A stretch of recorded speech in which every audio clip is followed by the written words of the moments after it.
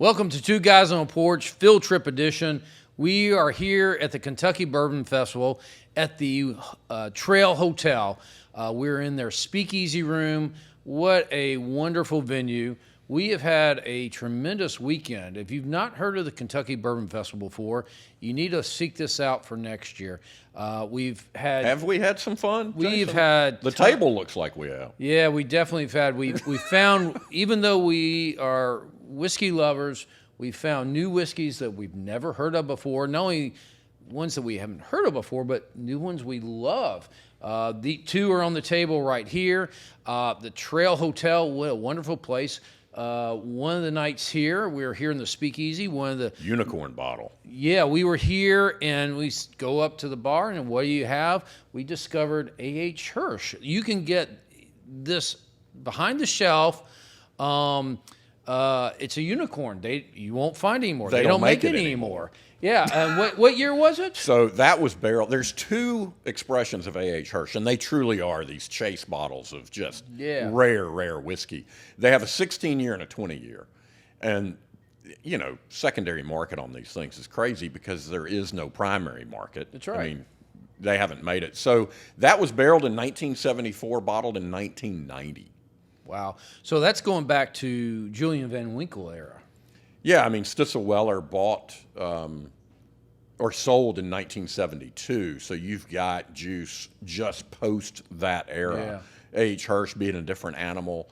It was more of a higher rye mash bill, but we had an opportunity to taste that. I mean, it's amazing whiskey that I wouldn't have imagined we would have found anywhere. Yeah, that's we find it in a bar. That's right. My point is, you come to the Trail Hotel, situated right here in the center of the Whiskey Trail, Kentucky Bourbon Whiskey Trail, in Bardstown, Kentucky. In Bardstown, Kentucky, you can see on the back wall here all the distilleries: Heaven Hill, Jim Beam, Kentucky Owl, Four Roses, Willet, one of my favorites, our favorites, amongst others. What a great place, great venue, the Kentucky Bourbon Festival.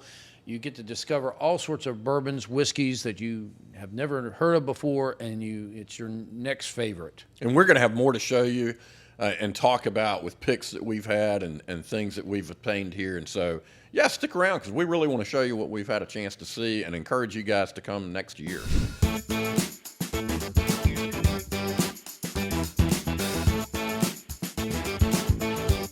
Jason, where are we standing right now? We're right in front of the rabbit hole. It's not literally, but figuratively, the distiller here in Bardstown, Kentucky. Yeah, they do have a really cool display. Most of them are just tents. There's his food, but they put an entrance.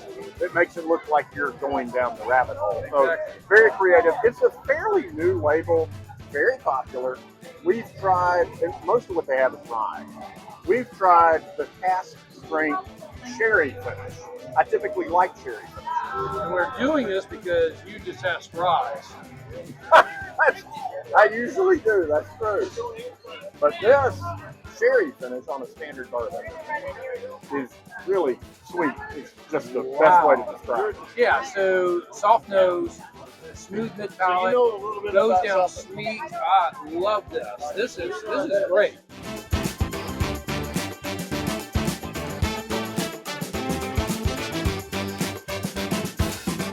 Jason, where are we right now?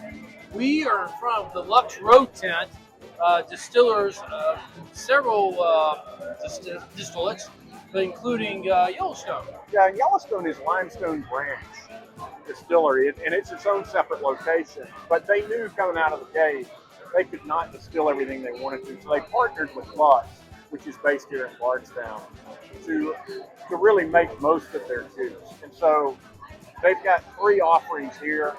I'm going to taste the 101 and the 107 that I mixed together. That's not what, mixed cocktails, that's not what that's supposed to be.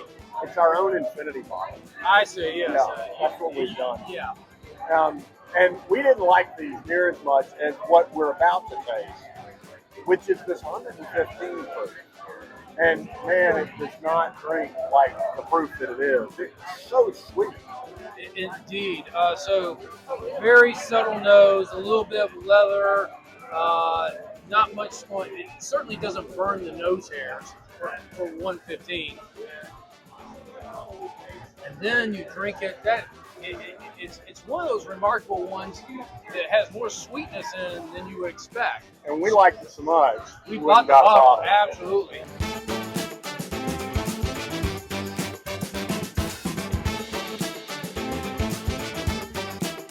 Two guys on a porch here with Ashley Barnes, master distiller, master blender, excuse me, Curley's and Lucky 7. We just tasted Curley, EJ Curley. I'm still tasting. The small batch. I liked it so much I drank it. I wasn't going to say it. And so here we are. We bought the bottle. Because it was good. It was very good. It wasn't good. It was very good. So here we are at the Kentucky Bourbon Festival. This is what's great is not only do you get to try great things, you get to meet great people like Ashley here, the master blender, and wow, we get to discover new things. So and you get signed bottles. You do. You get really cool signed bottles, and then you get to hang out with us and learn kind of behind the scenes. What's cool. Perfect timing here. And I can talk a little bit while you're so good too. All right, so line them up the pours. Let's do it. So while you're pouring, I've got to say, what a neat experience coming down to the Kentucky Bourbon Festival, having a pour with the master blender. Wow, you can't. Where else? That's right. Where else could you do it? This is. I thought I bought the bottle of Curley. Thought that was great. This is better. You are right. Yeah, this is better. Now, see, I differ with you. Really? I do. I think I like that other better. Now, part of it, I was so surprised by it. I did not expect that finish to be so smooth on that EJ Curley. This is So, and I was kind of expecting that here, and it is smooth. Oh, this is light. This is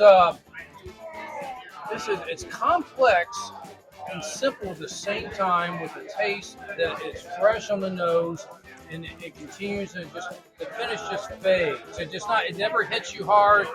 It's really, this is a bourbon I want to take home to my wife. I think she's going to love this. Welcome to the art of blending. Yeah, wow. So at 90 proof, you're getting all that complexity, and that's built into it. So you can have an ice cube in that. You can do a cocktail with that. You're still going to get all those flavors that you would in a higher proof, but it's lower proof. It's also a lower price point. Yeah. So like I said, this is what I call a house party. You keep it at home because it does all the things. Yeah. It's also one of those fun ones that you can give to people and they think you spent a bunch of money and you didn't have to. Well, and it's unusual, I think, to nose something and then taste what you just nosed, and it did that. So, amazing. Well Welcome done, to the Ashley. art of blending, man. Yeah, It's fun. well done. Awesome. Thank you for joining us today. Thank you for having me. It's been an absolute blast. I've enjoyed it. Cheers. Yeah. Cheers Cheers. from two guys on a porch at the Kentucky Bourbon Festival.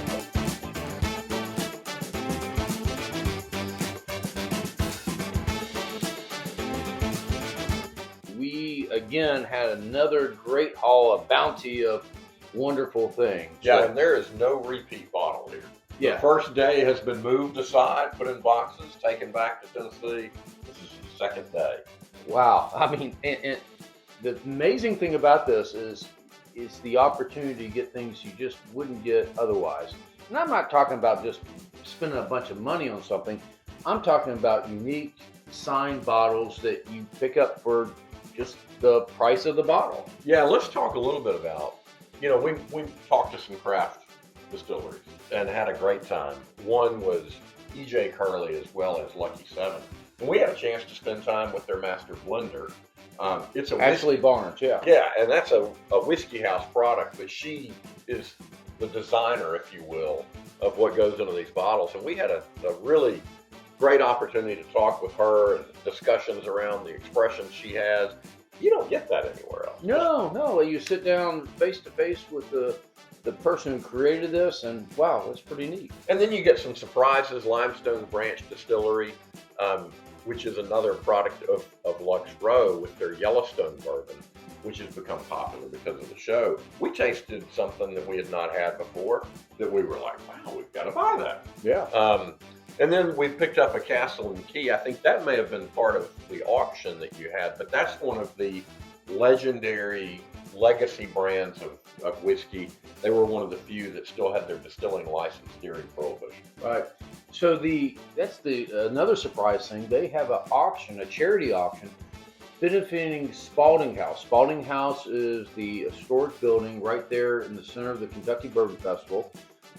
It has the Getz Museum, Bourbon Museum, and their charity auction supports that. People donate bottles to that, and you got some unique items, including one of my favorites here is a signed bottle by Jimmy Russell. Oh, there it is in front. Right there, with signed bottle, Master's Keep. Even got some highly coveted Old Fitzgerald, including the VBS. Also got Parker's Heritage. This is their latest new release. Their was 19th edition. 19th edition. Yeah, that's what I was about to say. And not only is it their latest edition, it's signed. So that's pretty cool. Well, Jason, it looks like most of these bottles, in fact, all are unopened except the one on the far end, closest to you. Have you been into that bottle? No. This is a great auction pickup. This is J.W. Dant, bottled in 1941, if I remember. Yeah, that's correct. Bottled in 1941. This is got the tax stamp on it, unopened.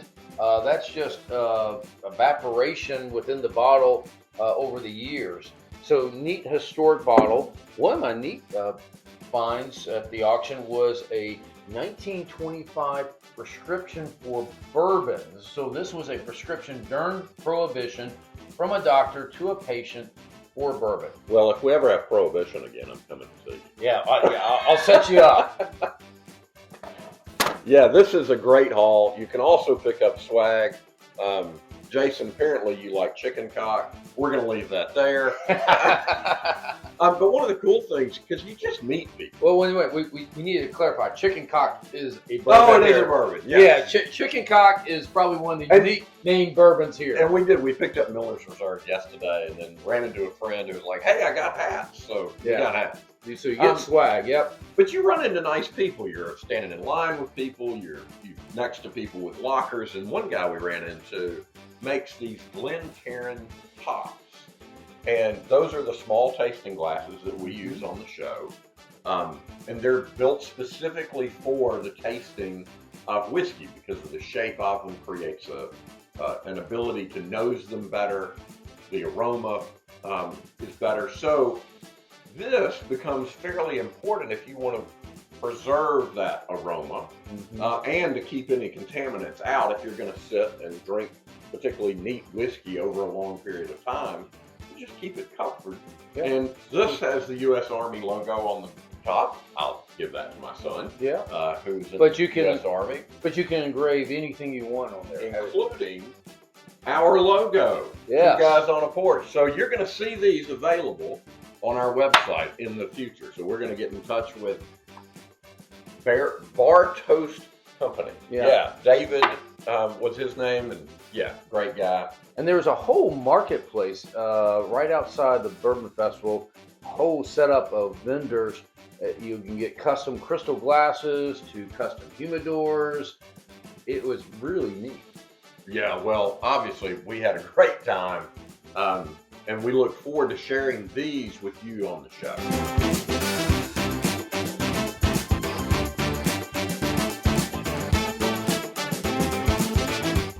Jason, we wanted to taste Augusta because that's where Alex Castle from Old Dominic came about a year and a half ago. She was the master distiller there. Old Dominic in Memphis, Yeah, and you've toured that distillery. Yeah, you liked it. Yeah, very cool.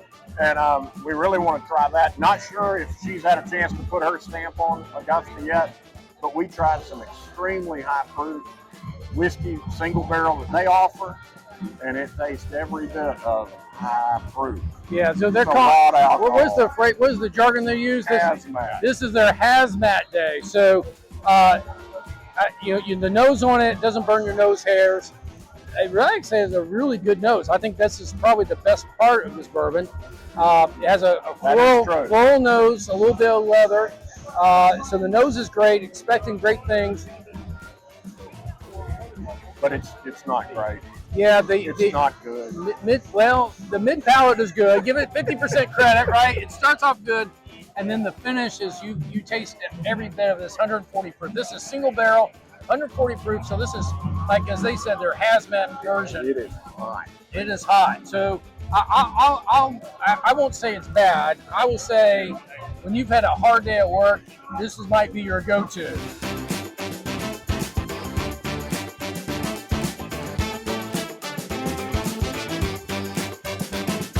Jason, we are at Peerless. We were really curious about trying this Kentucky whiskey, and we've got two expressions. We've got their basic small batch that we're going to taste. Not much of a nose, really nothing on the nose. Kind of sweet on the front end and mid palate. Yeah. It's sweet and it ends a little spicy. I like that. That's different. I don't Yeah. know the mash bill of this. It starts off sweet, then it gets a little spicy, and not a cinnamon spice, more of a peppermint spice. Yeah, I'm pleasantly surprised by it. Yeah.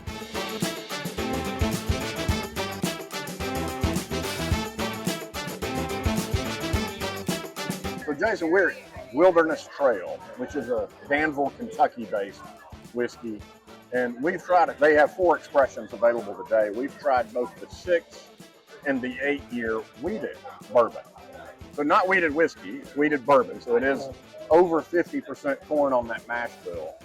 I'm holding the 8-year. We tried the 6 earlier. So for those keeping score, this is Wilderness Trail's answer to Weller, the original wheated. Yeah, or makers. Yeah, it's for people like me who are wheated fans. Yeah, absolutely. So I thought the 6 was fine. I think the 8 is better. It's more complex in its overall flavor. It tastes like it aged 2 more years and melded a little better to create that complexity. And it's definitely, it drinks like a good wheated whiskey. Yeah, Good wheated bourbon. So I would say the proof is less than 100 here. I don't know what the proof is. Great mid palate. It's got that smooth, bready, typical with wheat mash bill. Smooth. It's the same from the mid palate to finish. It doesn't hit you with a bunch of alcohol. Very smooth. This is great sipping whiskey. Yeah. I love this. This is good. Thank you for joining us on Two Guys on a Porch. We have had a wonderful weekend here in Bardstown, Kentucky at the Kentucky Bourbon Festival. We have met many new friends.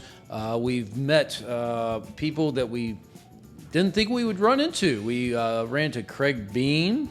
We met Myra Bergeron, or Barginear, excuse me. Barginear, I think. Barginear, me and my tongue.